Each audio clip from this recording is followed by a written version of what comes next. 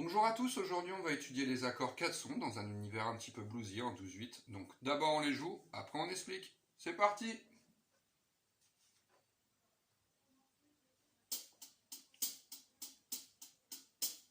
Deux, trois, quatre.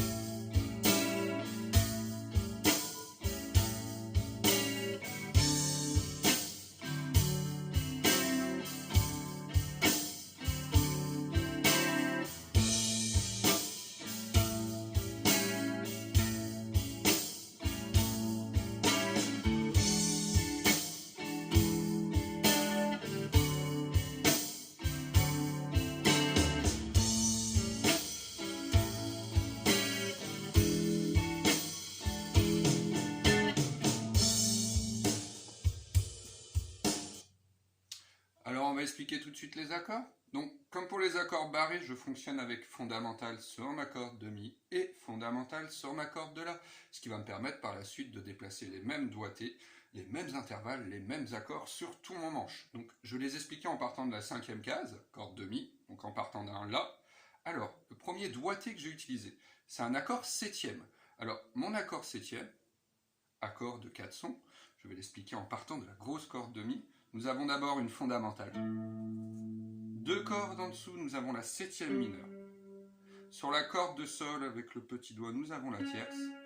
Et le troisième doigt vient se loger sur la corde de si, toujours en cinquième case. Et ici, nous avons la quinte. Alors, pour moi, c'est très important de retenir ce que j'appellerais le chiffrage.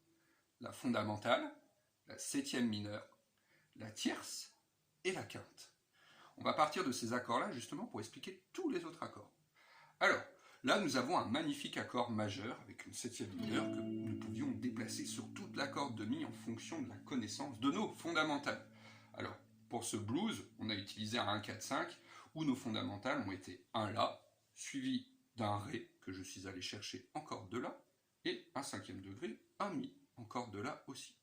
Donc mon premier accord majeur étant fait, fondamental, corde de mi. Passons pour l'explication fondamentale corde de la.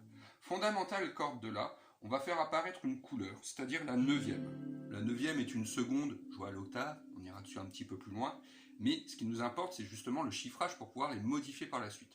Nous avons deux accords majeurs, donc de nature majeure, avec une sonorité un petit peu plus bluesy. Alors, sur la corde de la avec le deuxième doigt, j'ai la fondamentale. Sur la corde de ré avec mon premier doigt, j'ai ma tierce. Deux cordes en dessous de ma fondamentale, je retrouve ma septième mineure avec le troisième doigt. Et sur la corde de si, je retrouve ma neuvième. Donc pareil, très intéressant de bien connaître son chiffrage. Fondamentale, tierce majeure, septième mineure, neuvième. Il suffit d'avoir une bonne connaissance de sa corde de la, donc de l'emplacement des fondamentales, pour déplacer à sa guise ce genre d'accord. La preuve en est, nous utilisons un ré dans ce morceau, et en cinquième degré, nous utilisons un mi, qui est aussi chiffré de la même manière, un mi majeur 7-9. Voici pour les explications. Pour le rythme, je vais faire court, le rythme était en 12/8, donc le but était de faire un shuffle. Un 12/8, pour moi, c'est une décomposition de triolet sur 4 temps. On peut le voir comme ça. On va jouer la première et la troisième de chaque triolet. Au niveau du jeu, je m'amuse des fois à mettre une petite ghost note au niveau du deuxième temps et d'appuyer un peu plus le quatrième, histoire de mieux refaire sortir, mais vous pouvez très bien commencer par la base, c'est-à-dire sur votre 1, 2, 3, 1, 2, 3, 1, 2, 3, 1, 2, 3. On joue le 1 et le 3, pas le 2. 1, 2, 3, 1, se retrouve avec ce petit rythme un petit peu saccadé, c'est-à-dire une croche pointée et la deuxième est double. Donc exercez-vous bien sur ce genre de rythme, n'hésitez pas à revenir sur les autres exercices de chiffrage pour les barrés et les accords. J'en ferai d'autres et on essaiera de les organiser, histoire que vous puissiez y voir un petit peu plus clair. Exercez-vous bien!